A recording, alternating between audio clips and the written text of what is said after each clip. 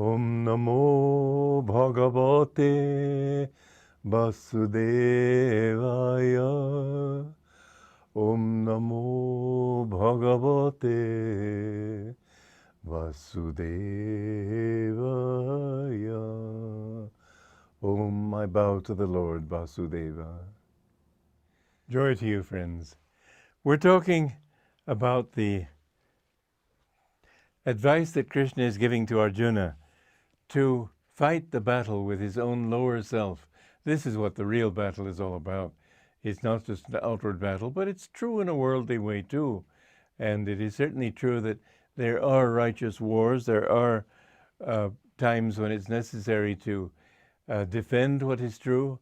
And I remember one time I was a part of Self-Realization Fellowship then, and I was loyal to it. After my guru's passing, they were not loyal to me, but that's another story. At this time, there was a speaker who had come from India, and SRF had sponsored his coming. And he was giving a talk in a large auditorium, and so we were all there, all the monks and nuns of the community. And there was a woman in the row behind me who was saying, I don't know why he accepted the invitation of this crummy outfit. And she went on talking against SRF and against all the things I'd given my life to. And she was surrounded by SRF members without knowing it. Well, afterwards, every one of those people left and didn't say anything. I stood and wait for her. I wasn't going to let her get away with that. I didn't beat her up. I didn't insult her. I just said, what do you know about what you're saying? And I finally, after grilling her and telling her, I know from experience and you don't know. So what right have you got to say? I stood up for what I believed in, and I believe in standing up for what I believe in. So whatever your belief system is, now I've been deeply hurt by them, and I have to admit that I feel that they've gotten away from what Yogananda wanted. But I'm loyal to them as I can be. In other words, they don't give me love, but I do give them love. They try to destroy me.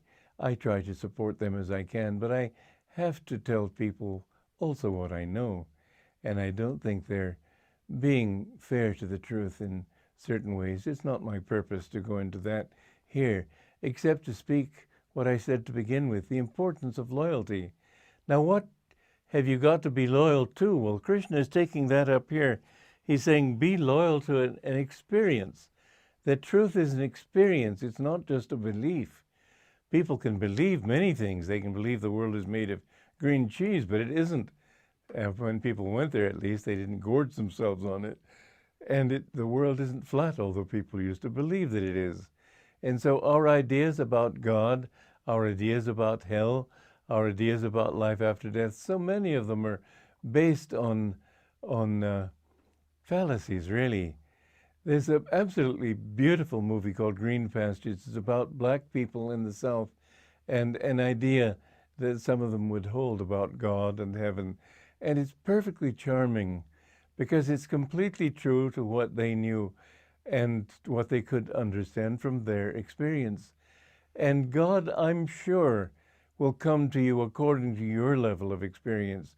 You don't have to say, well, I don't yet know the absolute. He will come to you wherever you are.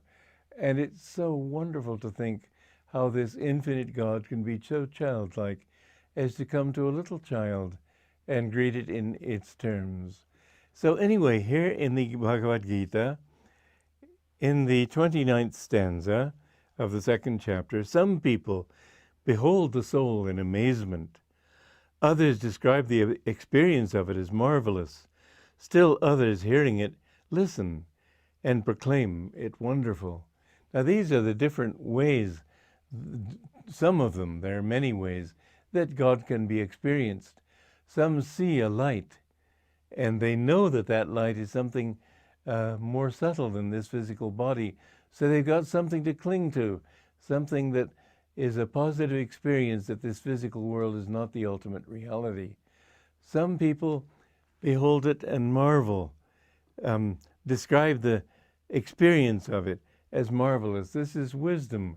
Some people, through wisdom, they understand this just has to be the truth. This is what I'm giving you here in these talks. I'm giving you wisdom. These truths are incontrovertible. And the more you face them and the more you think about them, the more you realize, well, this makes sense.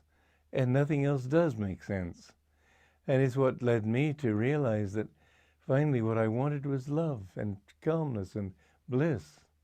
And then it also says that others hearing it listen and proclaim it wonderful. Well, you see, that cosmic reality also is a vibration, the vibration of Om, the Holy Ghost. Ghost is sort of breath, and that breath which blows over the sea and creates the waves of vibration of manifested existence. This is Om. And in deep meditation, if you will listen, especially inside the right ear, it's interesting that scientists have said that there's a point above the right ear in the brain, which if it's stimulated will create psychic experiences and you will hear things and so on psychically. The extent to which this is true I have not investigated, but it's certainly so that the yogis will always give a mantra diksha, mantra initiation into the right ear. So listen in the right ear, even though you hear sounds in the left.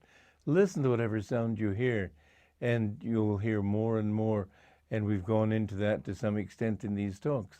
But when you hear the Om, it is absolutely blissful. You'll know when you hear that, I could listen to this for eternity and never get tired of it, because it's your own self. You can hear a Beethoven symphony or the most beautiful music that you've ever imagined, and after a while your senses will get tired of it. You'll say, turn it off, I can't stand it anymore. This sound is not like that. You'll never get tired of it. When you hear it, it just thrills your whole being. And the thing is that it is your whole being. It's the vibration of who you are. So these are experiences which, once you've had them, then you know this is the direction I want to go. Then you'll know that anything that takes me in that way will be a right action. Anything that takes me away from that will be a wrong action. So Krishna is giving Arjuna ways to discriminate, to know which side to fight on and which soldiers to do battle with and to battle against. And then this same stanza ends with another statement. Still others hearing it listen and proclaim it wonderful. Then he says, the rest, even if they hear all about it, comprehend it not at all. So you have to be prepared for the fact that most people won't have experiences. They don't want them. They're only thinking in terms of beer and potatoes and beef and all the things. I'm just I'm exemplifying them only. But they think of this world. And the things that will give you what you want in the world are those things that take you out into the world, aren't they? So what will take you more out? Well, reacting to it. And your reactions will involve pleasure, pain, anger, not so much forgiveness, but jealousy, greed, envy, pride, lust, selfishness, all the things that we find. All of these, if you don't know anything about something higher, you won't have a rudder. Your ship will wander just in all directions, and you'll never come to shore. So you need the experience. You need the example of experience, and that's what Krishna is saying here. If you don't understand it at all, then what's the use? Most people, and this I have found to my great regret in life, I can give people all the reasons in the world to live rightly, but if they don't think that way, if they don't see it, if they haven't experienced the need for it, they just say, as a brother of mine said, it may be very interesting, but I'm just not interested. So think in terms of those experiences you've had in your life that tell you, this brought me happiness, that did not. Compare. When I gave to somebody, wasn't I happier than when I took from somebody? Bit, by going through your experience of life, you will come to know which will take you upward and which will take you downward. Joy to you.